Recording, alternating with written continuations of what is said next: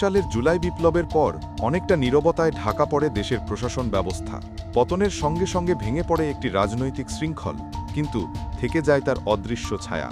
সচিবালয়ের করিডোরে তখন ভাসছিল একটাই প্রশ্ন, পুরনো ক্ষমতা কি সত্যিই গেছে, নাকি শুধু নাম বদলেছে? এই নীরবতার মধ্যেই 28 আগস্ট নতুন সচিব হিসেবে দায়িত্ব নেন মোখলেস উর রহমান। বহুল আলোচিত এই নিয়োগে শুরু হয় প্রশাসনের ভেতরে নতুন এক সমীকরণ। একে কেউ বলছেন পুনর্গঠন, কেউ দেখছেন পুনর্বাসন। নিয়োগের কয়েক সপ্তাহের মধ্যেই প্রশাসনের অভ্যন্তরে গড়ে ওঠে এক অদৃশ্য নেটওয়ার্ক, যাকে কর্মকর্তা মহলে বলা হয় মোখলেস সিন্ডিকেট। তাদের কাজ ছিল নিঃশব্দে নিয়ন্ত্রণ, কে কোথায় পোস্টিং পাবে, কে বাদ পড়বে, কে প্রমোশন পাবে। ঘুষ চাইলে দরজা বন্ধ করে দেন, তারপরে দরজা বন্ধ করে তার যা দেওয়ার দিয়ে দেন। আমি পাবলিক মিটিং এই মোখলেসুর রহমান একেবারে খাস শেখ হাসিনার পোষ্যপুত্রদের মধ্যে একজন ছিলেন ইনি, কিন্তু তাকে এতদিন ধরে বসিয়ে রাখা হলো। সচিবালয়ের নথিপত্র অনুযায়ী মাত্র 1 বছরের মধ্যে সচিব ও সিনিয়র সচিব পদে 72টি পোস্টিং অর্ডার হয়, যার অন্তত 25টি বিতর্কিত। অতিরিক্ত সচিব পদে 358টির প্রায় 40%, যুগ্ম সচিব পদে 450টির অর্ধেকেরও বেশি, উপসচিব পদে 710টির অর্ধেক এবং সহকারী সচিব ও সিনিয়র সহকারী সচিব পর্যায়ের বড় অংশই আওয়ামী ঘনিষ্ঠ কর্মকর্তাদের দেওয়া হয়।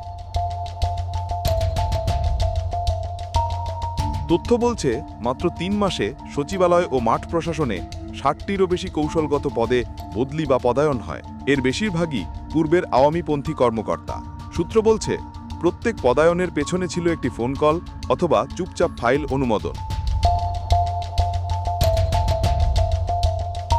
এভাবেই প্রশাসনের নেপথ্যে তৈরি হয় প্রভাবের এক গোপন জাল, যার সুতো ছিল কয়েকজন প্রভাবশালী কর্মকর্তার হাতে: মোখলেস উর রহমান, KM আলী আজম এবং জিয়াউদ্দিন আহমেদ। কিন্তু এই সিন্ডিকেটের গল্প এখানেই শেষ নয়। অভিযোগ উঠেছে ডিসি নিয়োগে কোটি টাকার লেনদেনের।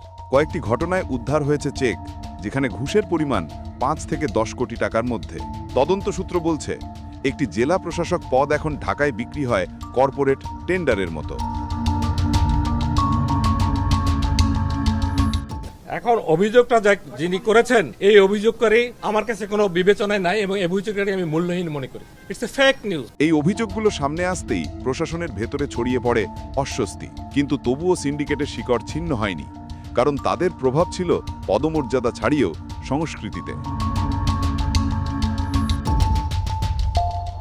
2025 সালের সেপ্টেম্বরে বদলি হন মোখলেস উর রহমান, স্থানান্তরিত হন পরিকল্পনা কমিশনে। জনপ্রশাসনের সচিব এই লোকটি যে বিতর্কিত লোক, তাকে কন্ট্রাক্ট সার্ভিস দিয়ে বসিয়ে রাখা হয়েছে। এরপরে তার ব্যাপারে আমরা বহুবার প্রকাশ্যে গণমাধ্যমের সামনে আমরা এর প্রতিবাদ করেছি। যে মানুষটি বিতর্কিত লোক, যে মানুষটি দুদকের সচিব থাকা অবস্থায় দেশনেত্রী বেগম খালেদা জিয়ার নামে সাজানো যে মামলা দিয়েছিল 111-এর সরকার, ওই সময় উনি দুদকের সচিব, সেই মামলাগুলোকে তিনি ত্বরান্বিত করেছেন। কোনো ধরনের সত্যানুসন্ধান না করে তৎকালীন সরকার, যারা ছিল শেখ হাসিনার আন্দোলনের ফসল, তারা যৌথভাবে শুধুমাত্র জিয়া পরিবার এবং জাতীয়তাবাদী শক্তির ইমেজকে জনমনে ক্ষুণ্ণ করার জন্য একটা পরিকল্পিতভাবে তারা এই মামলাটিকে সাজিয়ে এর বিচারিক কার্যক্রম করেছে। তাহলে সেই লোকটি জনপ্রশাসনের সচিব থাকবে কি করে? তারপরেও তো তাকে সরালেন না, তাকে প্ল্যানিং কমিশনের সদস্য করলেন। কিন্তু প্রশ্ন থেকে যায়, তিনি কি শুধু স্থান বদলেছেন, নাকি তার প্রভাবও গেছে অন্য ঠিকানায়? প্রশাসনের ভেতরে এখনও সক্রিয় সেই নেটওয়ার্ক, যারা জানে কাকে সরাতে হবে, কাকে তুলতে হবে। অভ্যন্তরীণ তদন্ত চলছে, কিন্তু দৃশ্যমান শাস্তি মেলেনি এখনো। পর্যবেক্ষকরা বলছেন এটি শুধু এক ব্যক্তির নয়, একটি সংস্কৃতির পুনরুত্থান। অভিযোগ উঠেছে সিন্ডিকেটের প্রভাবের কারণে বহু যোগ্য কর্মকর্তা পদোন্নতি থেকে বঞ্চিত হয়েছেন। একজন যুগ্ম সচিব জানান, আমরা কোনো রাজনৈতিক পরিচয় ছাড়াই পেছনে ধরা পড়েছি, আর যারা প্রকাশ্যে আওয়ামী রাজনীতি করতেন তারা পদোন্নতি পেয়েছেন। এমনকি আন্তর্জাতিক সফরেও সিন্ডিকেটের কর্মকর্তারা প্রাধান্য পেয়েছেন। 2010 থেকে 2024 পর্যন্ত কয়েকজন কর্মকর্তা 24 বার সরকারি টাকায় বিদেশ ভ্রমণ করেছেন। একটি সিন্ডিকেট হয়তো ভেঙে গেছে, কিন্তু তার রেখে যাওয়া সংস্কৃতি এখনো বেঁচে আছে আমলাতন্ত্রের প্রতিটি স্তরে। প্রশাসনের এই নীরব যুদ্ধ কতদূর যাবে, হয়তো সময়ই বলে দেবে তার উত্তর।